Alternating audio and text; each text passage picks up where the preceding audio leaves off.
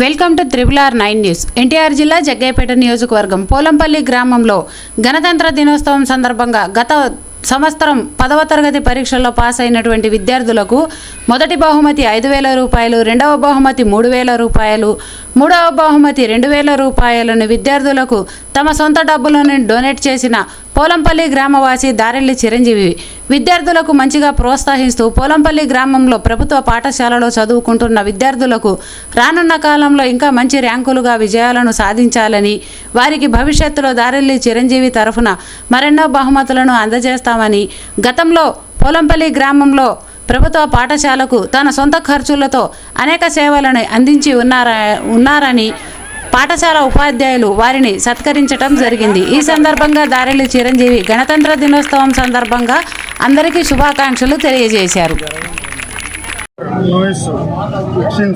చూస్తున్నటువంటి ప్రేక్షకులకు గణతంత్ర శుభాకాంక్షలు, 79వ గణతంత్ర దినోత్సవ శుభాకాంక్షలు తెలియజేసుకుంటున్నాను. అదేవిధంగా ఈ స్వతంత్రం అనేది మనకి 1947 ఆగస్టు 15 రావడం జరిగింది.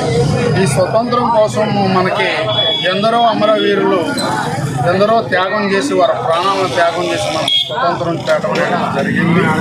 కులం మతం భేదం లేకుండా ఒక హిందువులు, ఒక క్రిస్టియన్స్, ఒక ముస్లిమ్స్ అనేది భేదం లేకుండా ఒక భరతమాత ముద్దు బిడ్డలుగా ఈరోజు మనం ప్రతి పండగ ఇది నీ పండగ, ఇది వాళ్ళ పండగ, ఇది నా పండగ అని జరుపుకుంటాం. కానీ ఈ యొక్క స్వతంత్ర దినోత్సవం భరతమాత ముద్దు బిడ్డలు అందరం జరుపుకునే గొప్ప పండగ ఇది. దీన్ని స్మరించుకొని మనం ఎంతో ముందుకెళ్ళి మన దేశాన్ని మనం కాపాడుకుందాం. ఇతర దేశస్తులు పాకిస్తాన్ లాంటి దుర్మార్గులు కూడా మన దేశానికి దండయాత్రకు వచ్చినప్పుడు మన దేశాన్ని మనం రక్షించుకొని మనం ఎంతో ఐక్యతగా కానీ హాయిబాయిగా భరతమాత ముద్దు బిడ్డలందరికీ గణతంత్ర దినోత్సవ శుభాకాంక్షలు తెలియజేసుకుంటున్నాం.